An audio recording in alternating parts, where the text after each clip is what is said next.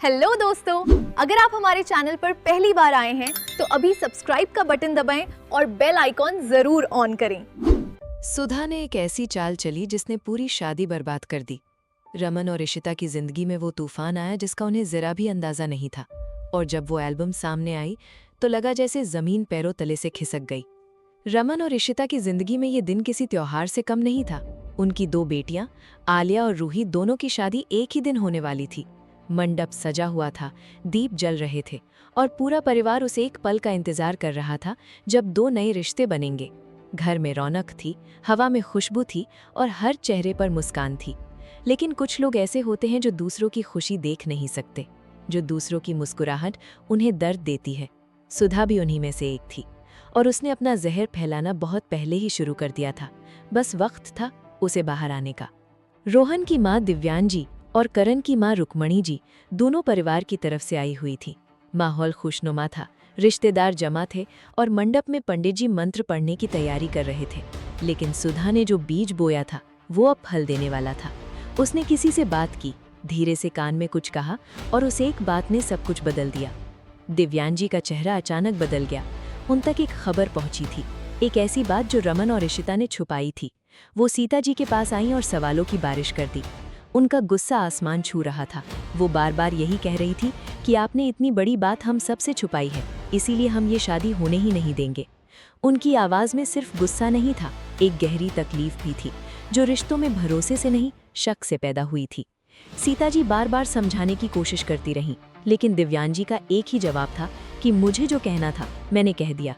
फिर उन्होंने वो बात कह दी जो वहाँ मौजूद हर इंसान को चुभ गई। उन्होंने कहा कि हमारे कई पुश्तों में कभी जेल का नाम भी नहीं सुना गया, लेकिन आपकी फैमिली में लोग बार बार जेल जा चुके हैं। ये सुनते ही माहौल एकदम ठंडा पड़ गया। हवा रुक गई, शब्द रुक गए और हर कोई एक दूसरे का मुंह देखने लगा। सीता जी कुछ कहना चाहती थी, लेकिन इससे पहले कि वो कुछ बोलती, दिव्यांजी का गुस्सा और बढ़ता चला गया। रमन और मनी वहीं पास में बात कर रहे थे।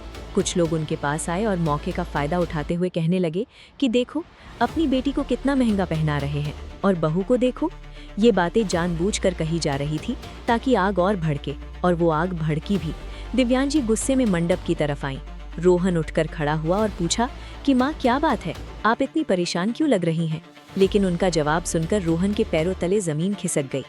दिव्यांजी ने कहा कि रोहन, तुम्हें पता है, तुम ऐसे घर में शादी कर रहे हो जो लोग हमसे बातें छुपाते हैं। ये लोग रात भर जेल में थे और हमें बताया गया कि वो होटल में है। अगर हमें ये बात पता नहीं चलती तो हमें एहसास भी नहीं होता कि ये लोग कितने बड़े झूठे हैं।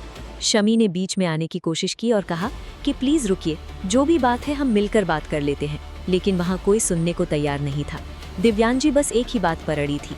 इशिता ने बड़े सब्र से समझाने की कोशिश की। उन्होंने कहा कि हमने कुछ ऐसा नहीं किया जिस पर शर्म आए। ये बात हमने इसलिए नहीं बताई क्योंकि हम नहीं चाहते थे कि बच्चों का भविष्य इस वजह से खराब हो। हर माँ अपने बच्चे की जिंदगी बेहतर बनाना चाहती है और हमने भी यही किया। लेकिन दिव्यांजी के लिए ये दलील काफी नहीं थी। वो इशिता की हर बात पर पलटवार करती रही। तभी मनी का सब्र टूट गया। उन्होंने कहा कि प्लीज ये बात मत कीजिए, अगर आप चाहें तो मैं आपके आगे पैर भी पड़ सकता हूँ।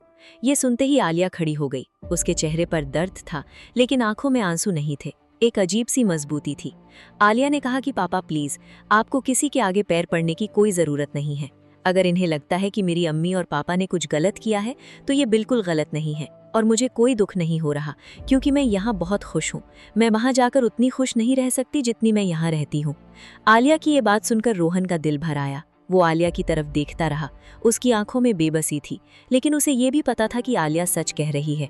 रूही ने भी साथ दिया और कहा कि हाँ पापा, आप किसी के सामने नहीं झुकेंगे। मुझे पूरा यकीन है कि इशिमा ने कभी कुछ गलत नहीं किया। लेकिन सुधा अभी चुप नहीं बैठने वाली थी। उसने किसी से धीरे से बात की। उसकी आवाज़ में एक खतरनाक खुशी थी। उसने कहा कि काम हो गया ना, अब एक काम और करो, वो एल्बम जो जा रही है उसे सामने लाकर रखो, अब असली धमाका होगा।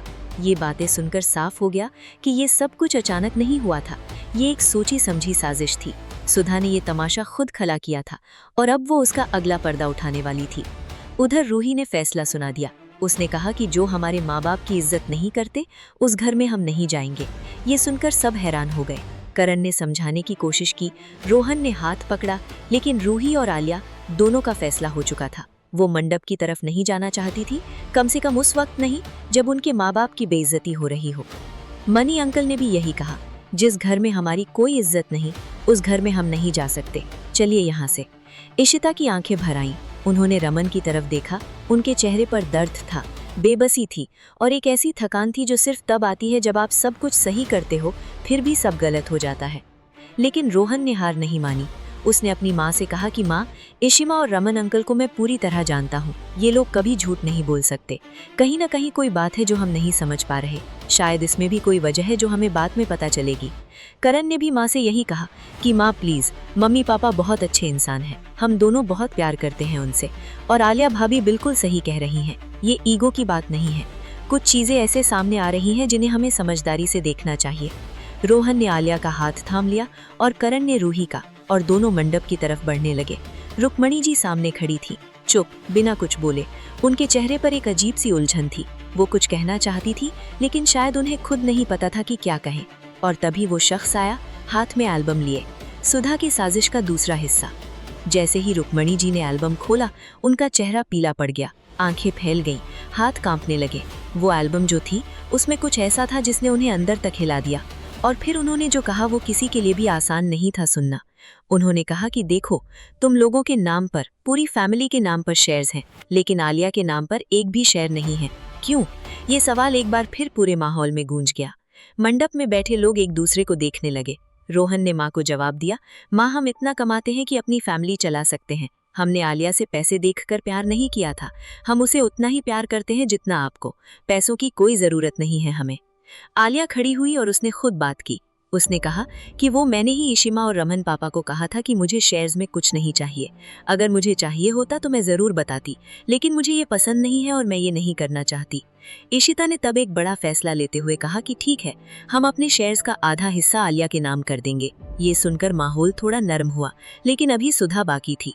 सुधा जो पीछे से ये सब देख रही थी, उसके चेहरे पर अभी भी वो खतरनाक मुस्कान थी। उसे लगता था कि उसका खेल अभी खत्म नहीं हुआ। वो अंदर ही अंदर अगली चाल सोच रही थी। रमन और इशिता जितना मोर्चा संभालते, सुधा उतना नया मोर्चा खोल देती। उसकी दुश्मनी सिर्फ जुबानी नहीं थी, वो चाहती थी कि रमन और इशिता की दुनिया पूरी तरह बिखर जाए। लेकिन रमन चुप नहीं रहने वाले थे। उनकी आंखों में जो दर्द था वो जल्द ही एक फैसले में बदलने वाला था। इशिता जानती थी कि ये लड़ाई अभी खत्म नहीं हुई, ये तो बस शुरू हुई है। और जब रमन लड़ते हैं तो वो पूरी ताकत से लड़ते हैं। आलिया और रूही दोनों की आंखों में एक सवाल था, क्या ये शादी होगी? क्या उनके सपने पूरे होंगे? क्या रोहन और करण अपनी माँओं को मना पाएंगे? और सबसे बड़ा सवाल, सुधा अभी क्या करने वाली है? वो एल्बम जो आई थी उसमें सिर्फ तस्वीरें नहीं थी, उसमें एक राज था। एक ऐसा राज जो शायद रमन और इशिता की जिंदगी हमेशा के लिए बदल दे। सुधा ने ये एल्बम यूं ही नहीं भेजी थी। इसमें कुछ था, कुछ ऐसा जो शायद किसी को पता नहीं था, या शायद जानते थे लेकिन छुपाया गया था।